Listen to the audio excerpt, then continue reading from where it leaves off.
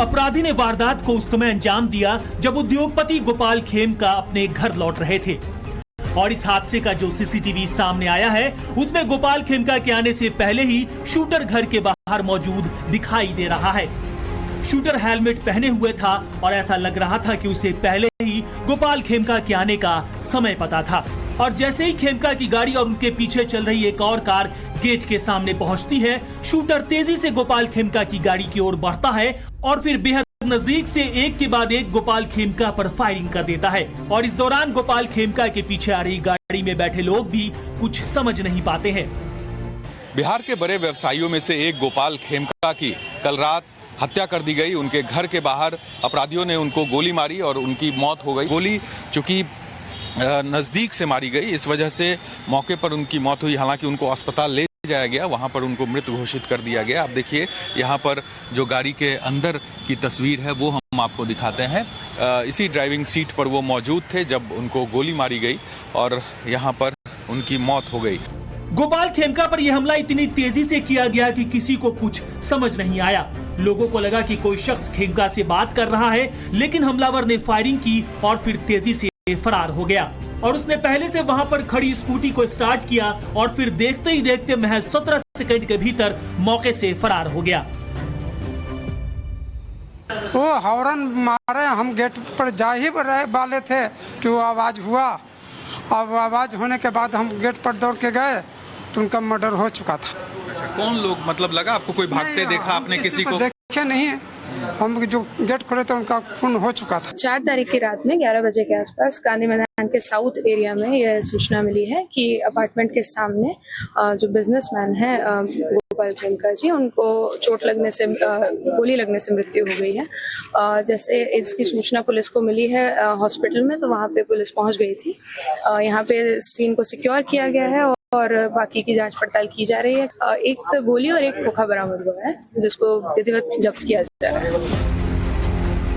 हैरानी की बात यह है कि गोपाल खेमका के घर से कुछ ही दूर पर पुलिस थाना है, फिर भी इस वीआईपी इलाके में शूटर्स इस तरह के हथियार लेकर घूम रहे हैं।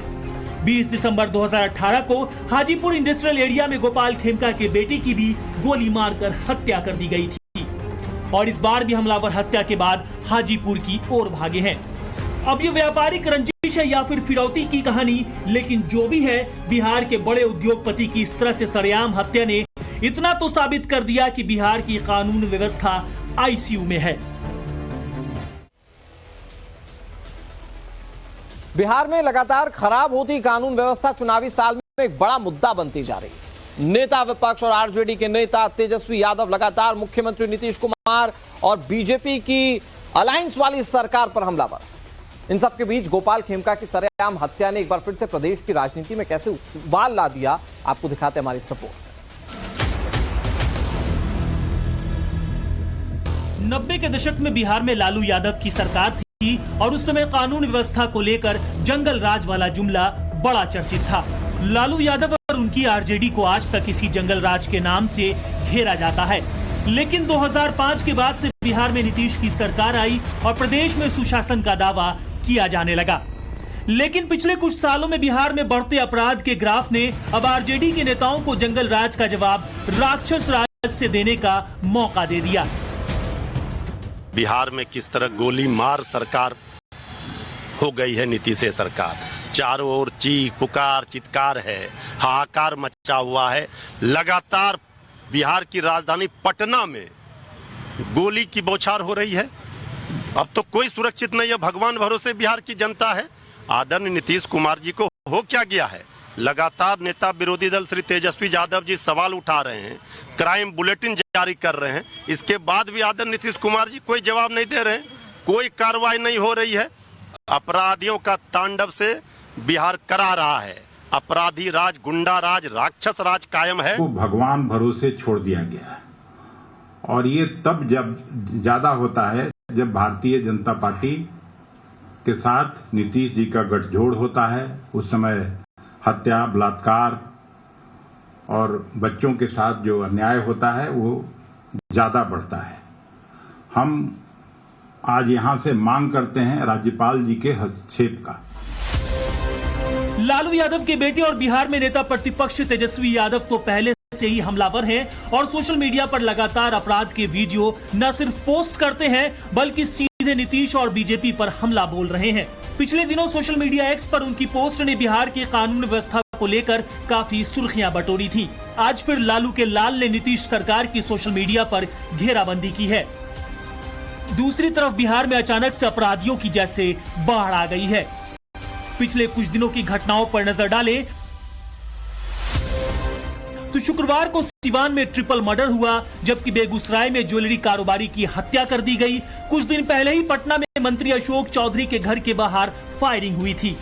इतना ही नहीं, बिहार की राजधानी पटना में अपराधियों ने मां बेटी का डबल मर्डर कर दिया था। इसके अलावा बक्सर में एक परिवार के 3 लोगों की हत्या और मुजफ्फरपुर में सरेआम शख्स को गोली मारने की खबरें भी बिहार के अपराध की कहानी बयान कर रही हैं।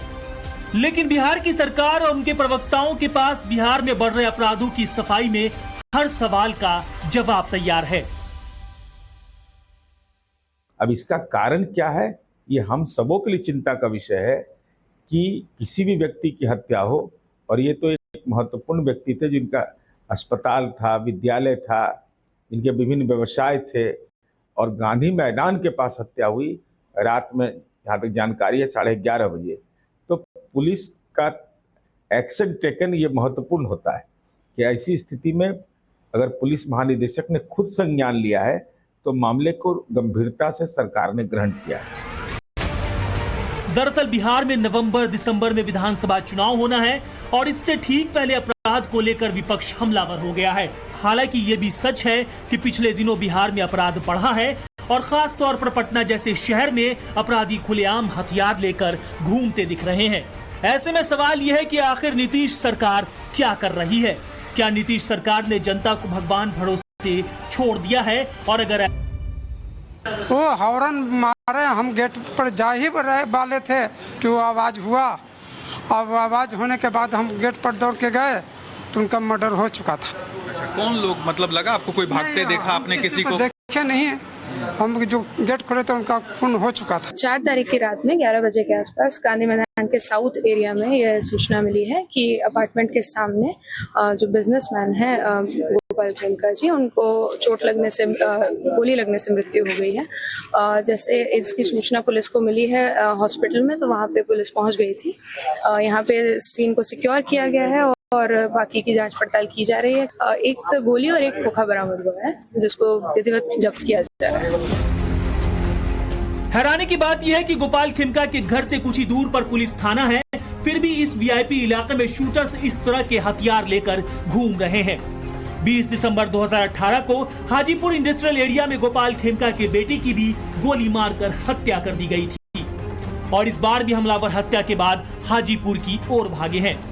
अब ये व्यापारिक रंजिश है या फिर फिरौती की कहानी, लेकिन जो भी है, बिहार के बड़े उद्योगपति की इस तरह से सरेआम हत्या ने इतना तो साबित कर दिया कि बिहार की कानून व्यवस्था आईसीयू में है। बिहार में लगातार खराब होती कानून व्यवस्था चुनावी साल में एक बड़ा मुद्दा बनती जा रही है। नेता विपक्ष और आरजेडी के नेता तेजस्वी यादव लगातार मुख्यमंत्री नीतीश कुमार और बीजेपी की अलायंस वाली सरकार पर हमलावर।